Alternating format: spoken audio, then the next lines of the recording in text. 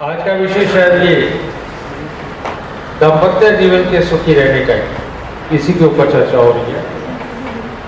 तो एक छोटी सी बात जो मैं समझता हूँ वो मैं आप तक पहुंचाना चाहता हूँ।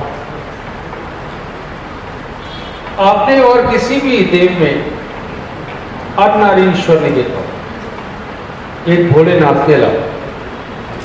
भोलेनाथ को अर्ध नारी ईश्वर में बोला, और वो अर्ध नारी ईश्वर इसीलिए बोला जाता है, जो हमारे वश जी बोल के गए हैं कि उनके दाहिने अंडकोश में वाई होता है और बाएं अंडकोश के अंदर एक्स होता है, इसीलिए उनको अर्ध नारी ईश्वर बोला।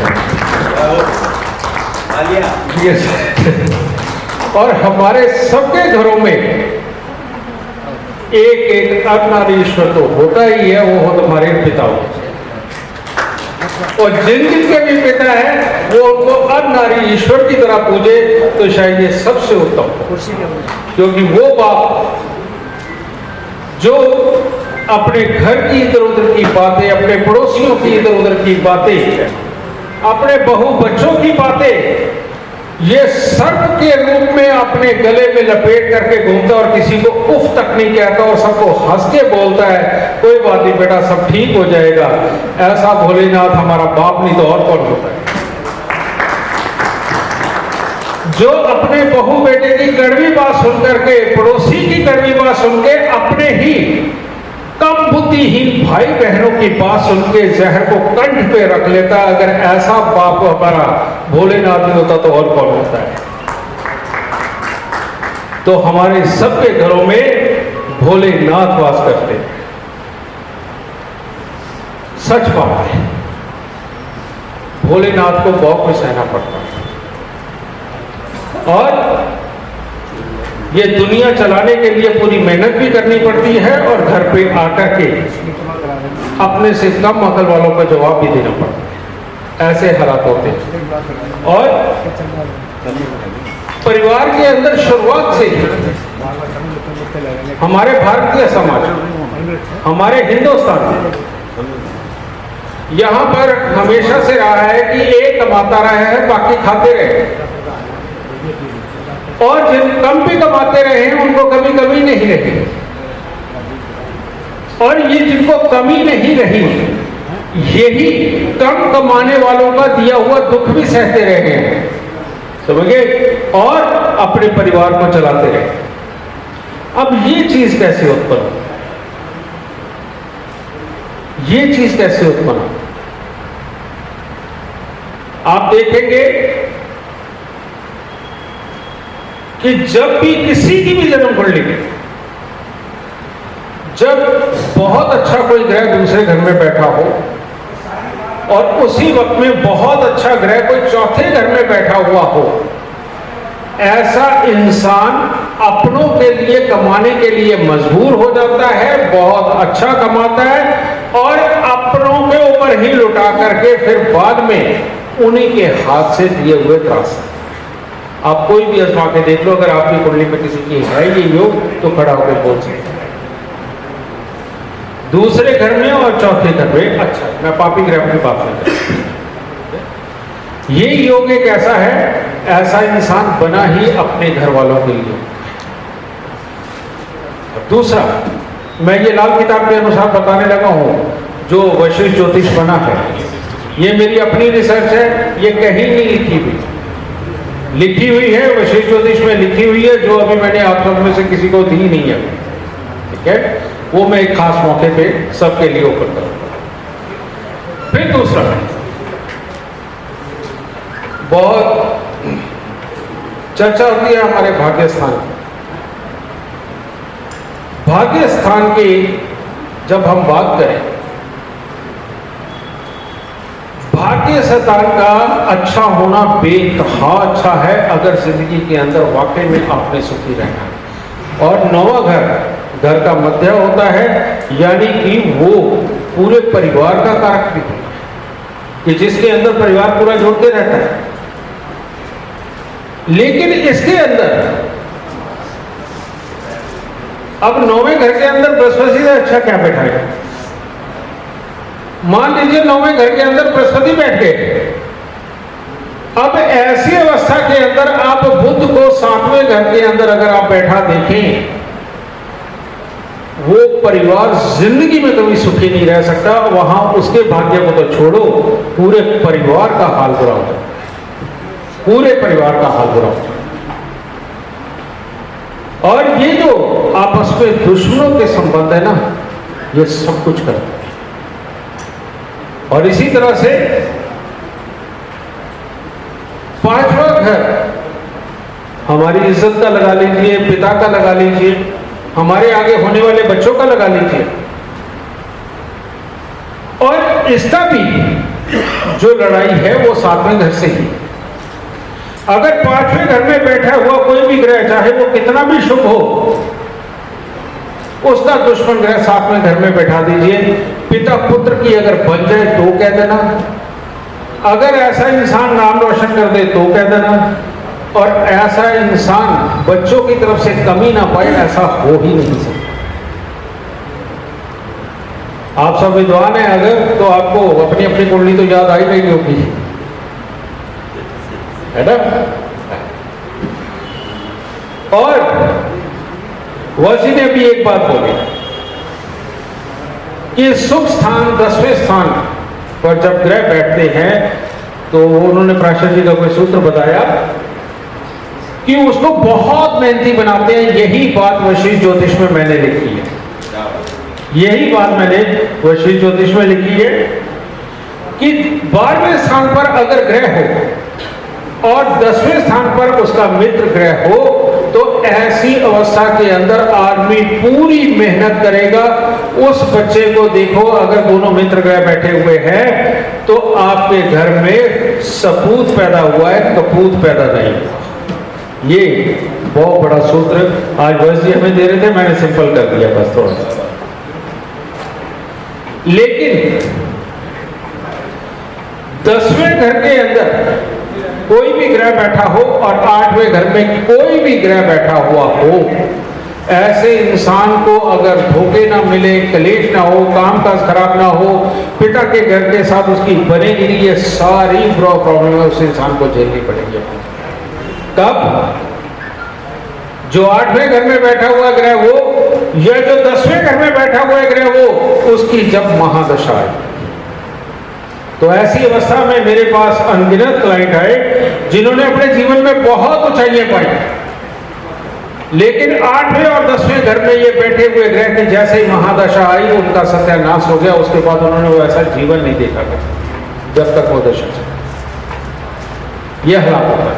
और वहां काम आते हैं लाल किताब के उपाय, क्योंकि लाल किताब के अंदर ग्रहों को ही हटाने की विधि का मेन जिक्र है।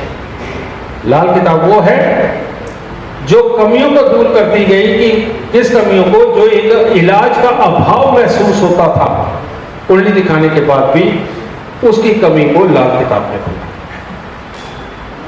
अब ये तो होगी एक तरफ।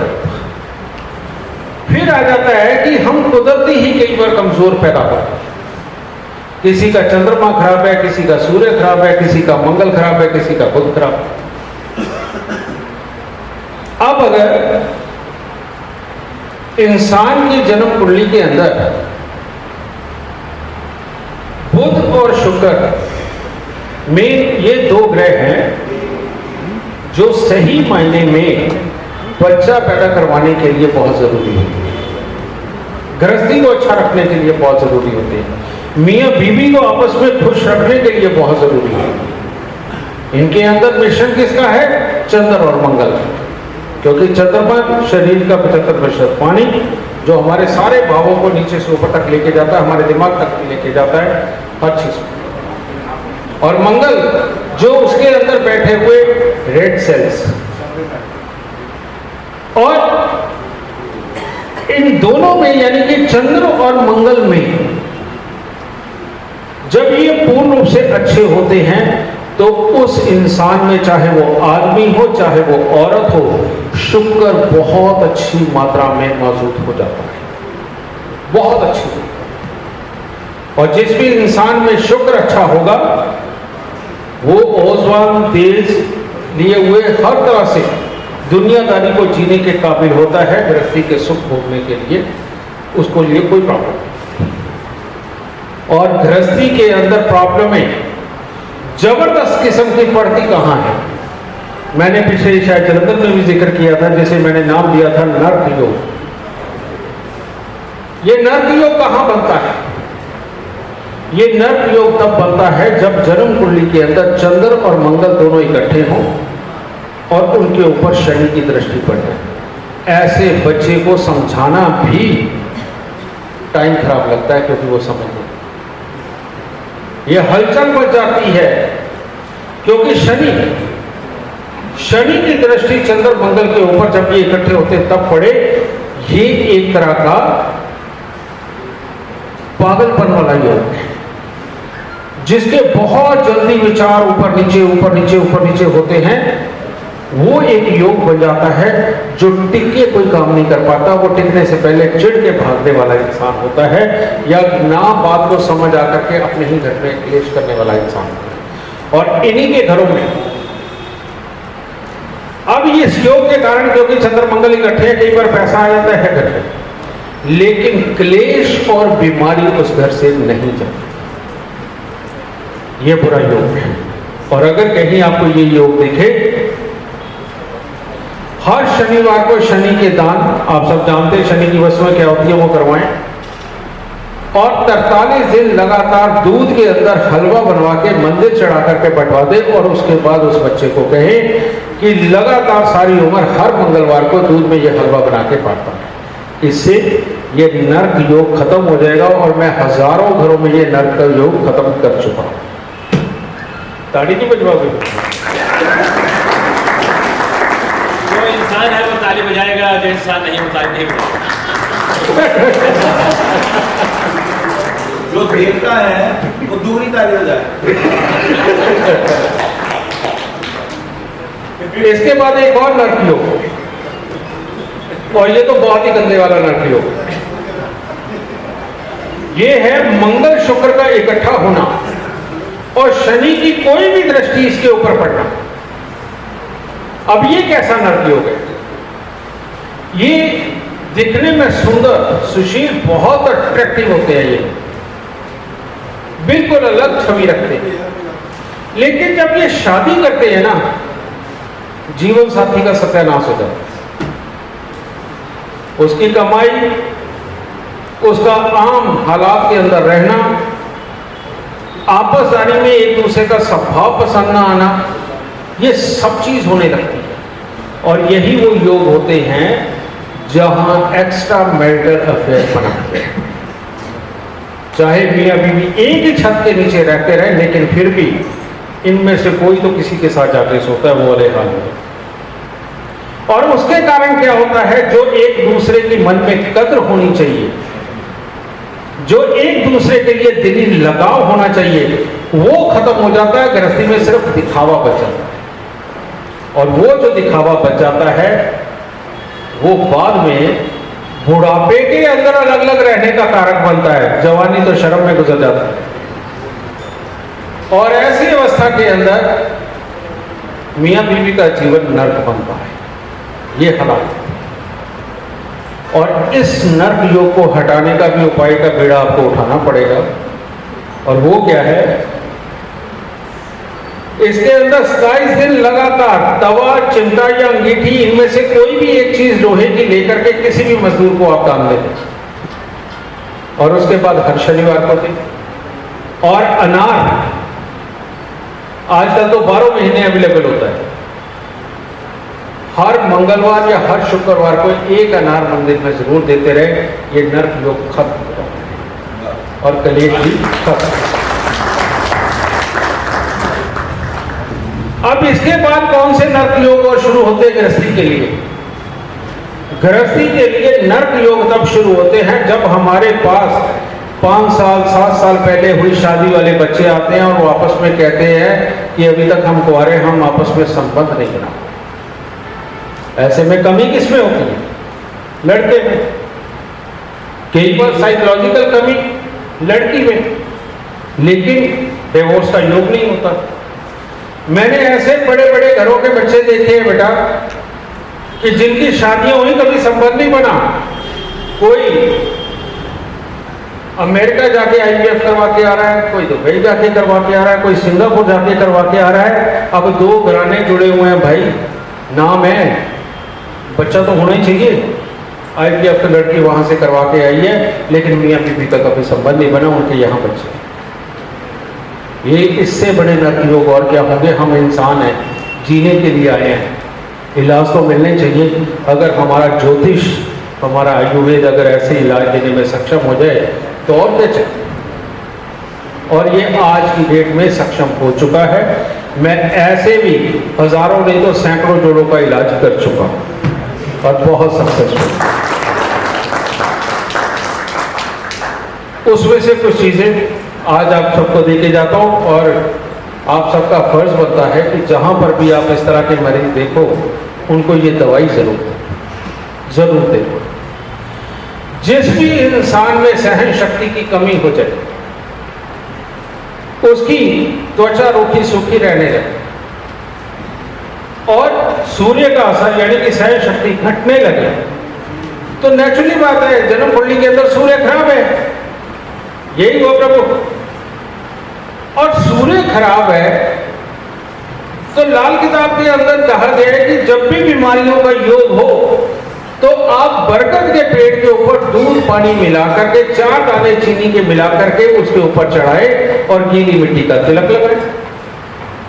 बरगद का पेड़ गर्म होता है और जब जल के टच में आता है तो वाष्प होता है जल, और वो जो वाष्प होकर के जल हमारे नथनों के अंदर जाता है, और नीचे जो गीली मिट्टी होती है, ये जो हम अपने सेंटर में धर के तिलक लगाते हैं आगे शक्कर पे, यहां से सूर्य और चंद्रमा दोनों की ऊर्जा हमें मिलती है और हम धीरे धीरे करके स्वस्थ होने लगते हैं।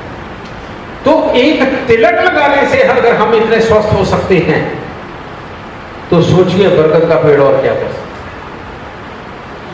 बरगद के पेड़ की जो दाढ़ी होती है, जो उसकी लटक होती है, अगर उसकी बिल्कुल नई आई हुई जो दाढ़ी होती है, जो हल्की लाल होती है, अगर आप वो काट के सुखा लेते हैं और उसको कूट के रख लेते हैं और उसको अगर उबाल करके पीते हैं, तो औरतों की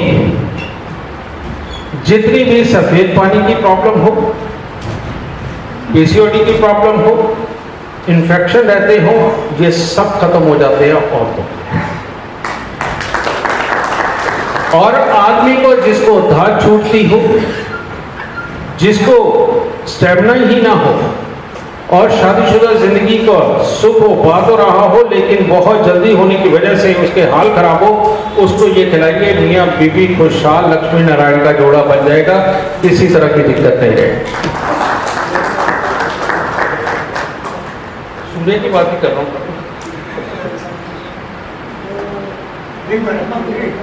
वो मैं बताने लगा हूं, तेरे को पता है, मैंने बताया। एक और बढ़ के पेड़ का है, बहुत प्यारा नुस्खा, ये भी मैंने अभी आज से 1.5 साल पहले बताया था कि अक्सर गृहस्थी के कामों के अंदर आदमी इतना बिजी हो जाता है कि अपनी सेहत का, अपनी गृहस्थी का ख्याल नहीं रख पाता और उसके भी मूड स्विंग होने लगते हैं, लेकिन गृहस्थी तो चलानी ही होती है। तो ऐसी अवस्था में इंसान का गृहस्थी का सुख भोगने को मन नहीं करता, या कई लोग ऐसे होते हैं जो वक्त के साथ बिल्कुल भी इस चीज का सुख नहीं भोग पाते। संभव इन लोगों के लिए, और प्लस जिनकी उम्र हो गई, जो 60-70 साल की उम्र में पहुंच गए, 75 साल की उम्र में पहुंच गए, लेकिन जिनका स्वास्थ्य गिरता जा रहा है लगातार, उनके लिए ये अमृतमय उपाय है जो सूर्य का ही है, सूर्य चक्र। और वो ये है कि आप एक पतासा लीजिए, बड़ के पेड़ का एक पत्ता तोड़िए, उसमें से दूध निकलेगा, 1 बूंद उसके अंदर डालिए और वो पतासा खा लीजिए। दूसरे दिन 2 बूंद, तीसरे दिन 3 बूंद, चौथे दिन 4 बूंद, इस तरह से पतासा एक ही लेना है, लेकिन उसकी 27 बूंद तक बढ़ाना है, 27 दिन तक। और 27 दिन के बाद पतासा वही है, फिर 26, 25, 24, 23 और उसे 1 तक ले आइए। अगर बुढ़ापे की बीमारियां सता रही हैं तो बुढ़ापा खत्म हो जाएगा।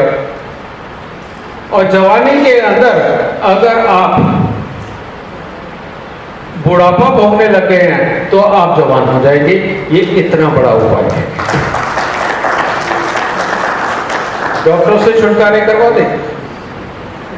और अभी हमारे कई विद्वान ऐसे भी हैं जिनको मैं आज से 5 साल पहले जयप्रकाश जी की तरह जवान और उद्वी देखता था, जो कि आज भी है।